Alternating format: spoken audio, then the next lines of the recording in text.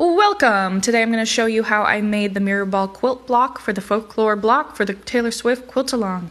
Today I'm just going to use a bunch of scraps and I'm cutting them into rectangles and I'm piecing together like sizes and like tones.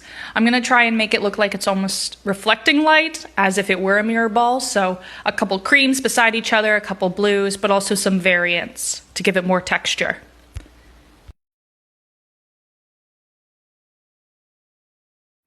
Once I've made strips that are long enough, I start paring them off and then stitching them along both sides so that I can cut them down the middle and make two sets of strips.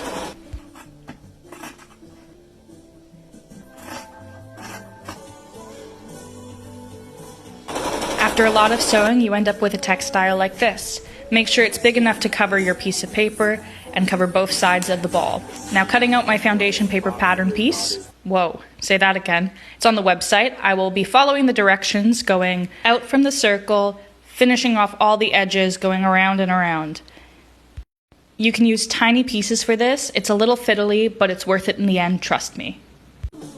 Now using this metallic-y fleck from Ruby Star, I'm going to do the background. Again, trying to imitate the way a mirror ball reflects light. So a little bit of metallic goes a long way in this. Now that I have two pieces, I can stitch them down the center line on the seam allowance and press them flat.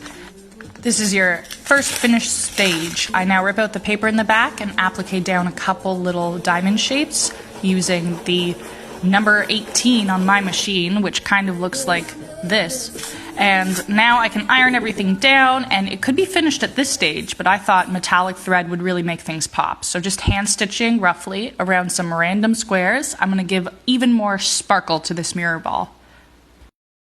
Best believe I'm still bejeweling this thing. Anyway, after you finish your hand stitching, you're done with the block. So hopefully you like it, tie it off, bam.